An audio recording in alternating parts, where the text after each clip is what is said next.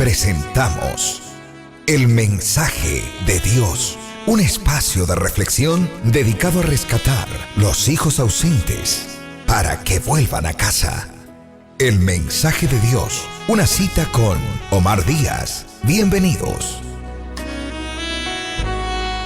Dios los bendiga, una cordial bienvenida a todos nuestros amables televidentes, a aquella teleaudiencia que día a día nos sintoniza. Muchas gracias por estar con nosotros, gracias por sus mensajes de texto que nos envían, gracias también por las llamadas que nos hacen. Este día sábado estamos especialmente para escuchar, para oír, y sus llamadas que son valoradas, apreciadas y estimadas por nosotros. Recuerde que este ministerio es un ministerio en el cual pues queremos más que todo dedicarlo, consagrarlo a las oraciones que ustedes muy amablemente nos envían, nos mandan en la cadena de oración. ¿Y qué hacemos con la cadena de oración? Orar, porque cada uno de ustedes es un eslaboncito, el cual cada eslabón pues se va convirtiendo en una cadena.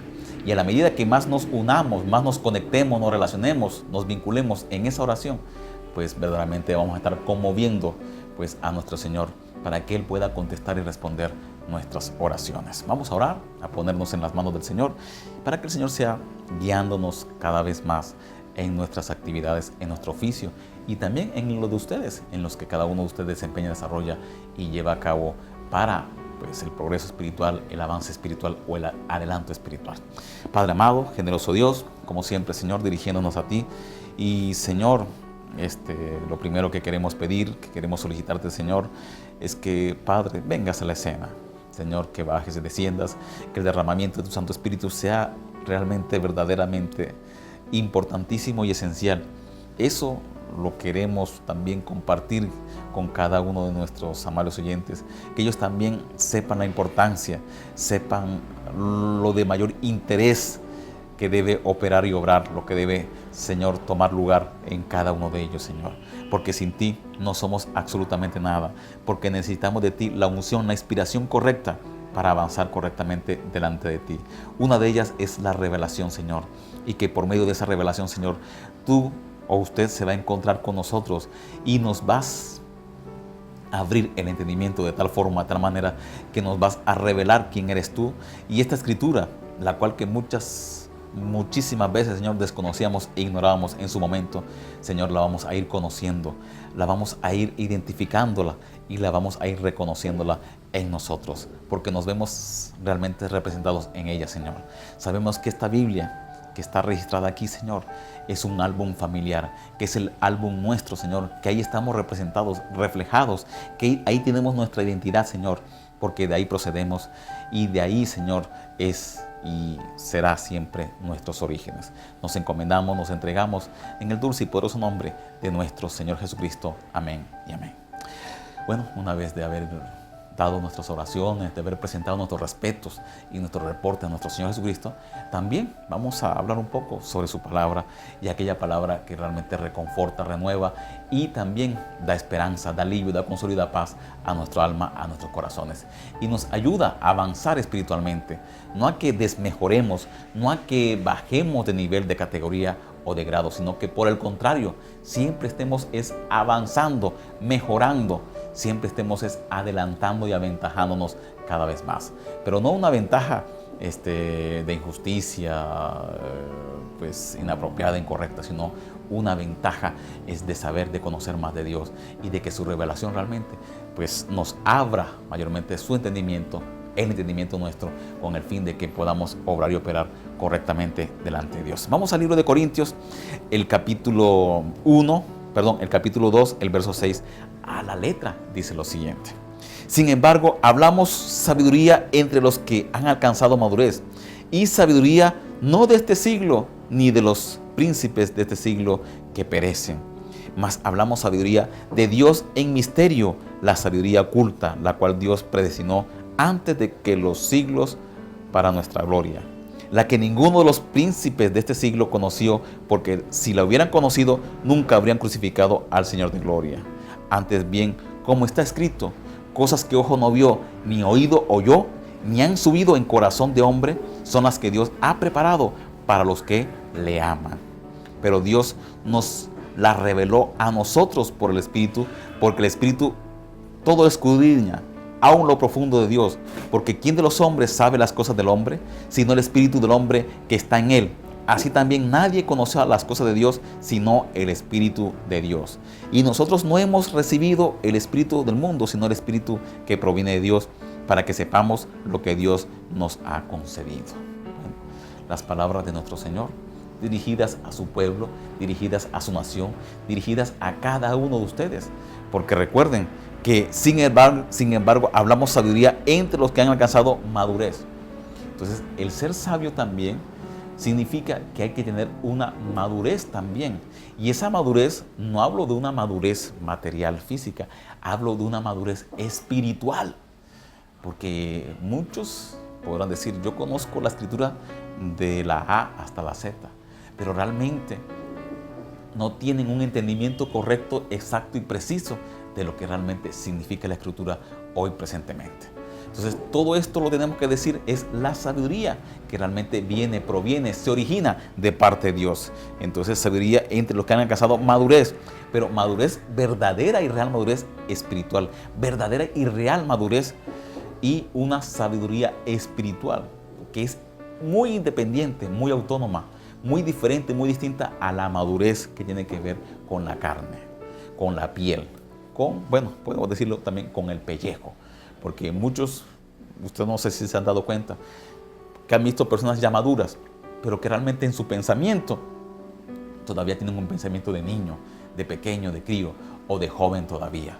Y que, no tienen y que han llegado a viejo o han llegado a una edad adulta o una tercera edad, pero en realidad sus pensamientos no están revelando y mostrando lo que la madurez ha hecho en su carne y en su piel. Y así mismo también está sucediendo, está ocurriendo, está pasando en la parte espiritual. Muchos han llegado a madurez, pero no a una verdadera y real y cierta verdadera madurez espiritual. Sabiduría no de este siglo ni de los príncipes de este siglo que perecen. Entonces, la sabiduría que tienen los hijos de Dios no tiene nada que ver con los príncipes, no tiene nada que ver con este siglo. ¿Por qué? Porque estamos hablando de una sabiduría mucho mayor, mucho más grande, mucho más elevada, porque es la sabiduría de Dios en nosotros, y esa es la que va a sobrepasar, y escúcheme bien esto, va a sobrepasar todo entendimiento. ¿Saben lo que eso significa? Que va a sobrepasar, va a ser más alto, más elevado, más grande que cualquier entendimiento natural que tengamos en realidad. Entonces, de esa sabiduría espiritual es de la cual estamos hablando, de la cual los hijos de Dios tienen que apropiarse, adueñarse, y es de ellos, porque Dios se la ha dado, se la ha concedido, se la ha otorgado a cada uno de ustedes. Continúo avanzando. Mas hablamos sabiduría de Dios en misterio. Muchos me han oído predicar, me han oído hablar y me han oído declarar cosas, pero muchas de ellas, para muchos de ustedes, son un misterio, son un enigma, o son un secreto. Muchos de ustedes les he hablado sobre los sellos y cómo los sellos han sido abiertos y cómo los sellos han sido desatados y cómo esos sellos tienen que irse desenvolviéndose. Igual muchos de ustedes también me han oído hablar de las edades y cómo cada edad también tenía que manifestarse en cada uno de aquellos personajes o individuos en los cuales Dios tenía que estar obrando y operando, y cómo se cumplió esto. Muchos de ustedes también han escuchado otras predicaciones, de las cuales también fueron proféticas, y cómo pues se han ido cumpliendo, y cómo esas ruedas de la profecía han ido aplicándose y practicándose aún en la vida de muchos creyentes, de muchos hijos e hijas de Dios. Entonces, todas esas cosas de las cuales hablamos, que muchas veces para muchos que no tienen el entendimiento correcto, son un misterio, son un enigma por completo. Y a muchos también puede ser un completo y total jeroglífico que puede ser inentendible o incomprensible para mucha gente. Pero a la medida que nos acerquemos más a Dios, a la medida que nos aproximemos más a Dios, se nos irá abriendo el entendimiento para que Dios obre y opere, porque son los pensamientos de Dios los que tienen que aterrizar en el creyente, y Él es el que va poco a poco con el proceso en el cual va lidiando, va tratando con el creyente, para que Él vaya justamente sabiendo, conociendo más de Dios. Es eso, más hablamos sabiduría de Dios en misterio, la sabiduría oculta, lo cual Dios predestinó antes de los siglos para nuestra gloria. ¿Se da cuenta? O sea, antes que este mundo fuera hecho, antes que este mundo fuera creado, ya Dios había predestinado todas las cosas. Por eso es que dentro de lo que es el plan de Dios, que para muchos es algo desconocido, algo ignorado, pero todos estamos aquí bajo un propósito, bajo un objetivo.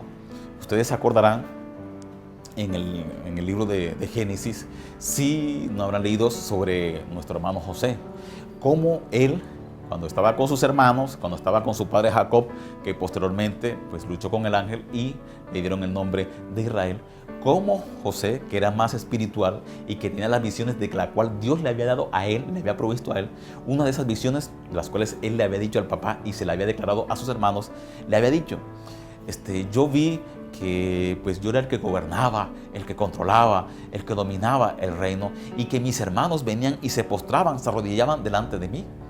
Bueno, al oír esto sus hermanos, al escuchar esto sus hermanos, pues se llenaron de celo, se llenaron de envidia y comenzaron a fraguar, a urdir, a maquinar cómo se deshacían, cómo mataban, cómo liquidaban a su hermano José, siendo hermanos de carne inclusive, siendo israelitas, siendo hebreos, queriendo hacer eso con su hermano y llevar a cabo esa ejecución, aquel plan.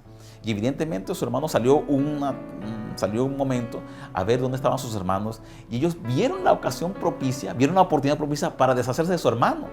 Y cómo evidentemente pues lo llevaron a un lugar y lo metieron en un foso para llevar a cabo aquel plan, el cual ellos habían planeado con anticipación. Pero justo en ese momento venían unos mercaderes, venían unos comerciantes de esclavos que eran egipcios y dijeron, no matemos a José, más bien vendámoslo. Y lo vendieron a estos comerciantes. Y fueron y le avisaron, le informaron, le comunicaron a Israel, a su padre, que había muerto José. Cuando estos pues habían hecho lo que habían hecho, como siendo unos sinvergüenzas descarados, le habían dicho a su propio padre que un animal salvaje, que una bestia salvaje había matado a su hermano. Y cómo estas ruedas de la profecía se fueron cumpliendo. Cómo fue que José fue a la casa de Potifar. Allí pues fue atacado sexualmente por esta mujer, la cual él no dejó, o más bien pues no cayó en este tipo de seducción por parte de esta dama, por parte de esta mujer que lo quería, que lo deseaba, porque era de buen aspecto. Pero él no permitió que sucumbiera a él ante esos apetitos carnales de esta mujer.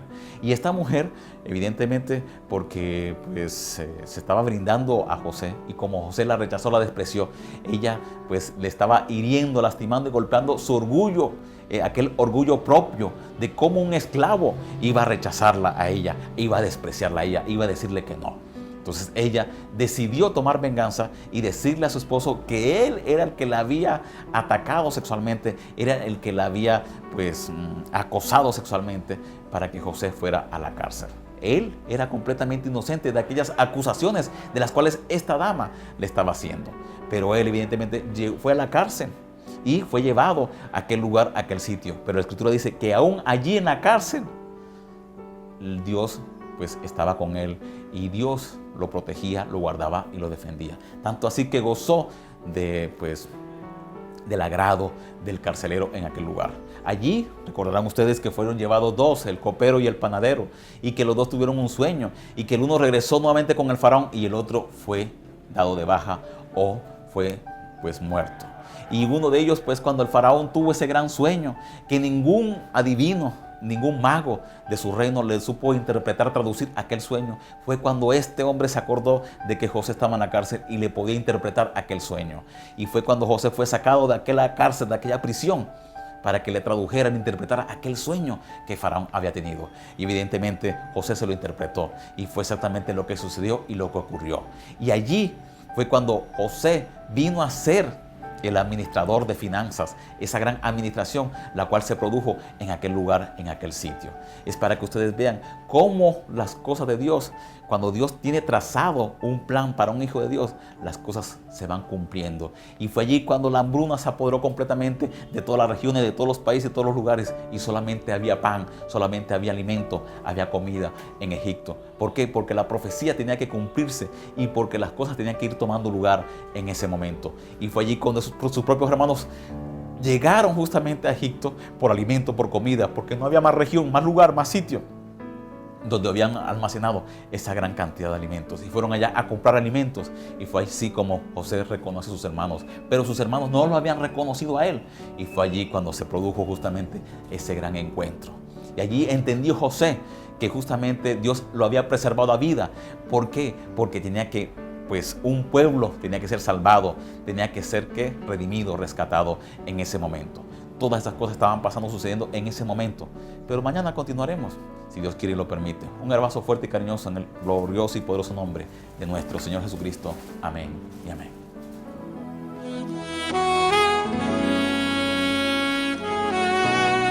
Hemos presentado el mensaje de Dios, un espacio de reflexión dedicado a rescatar los hijos ausentes para que vuelvan a casa. El mensaje de Dios fue una cita con Omar Díaz. Hasta pronto.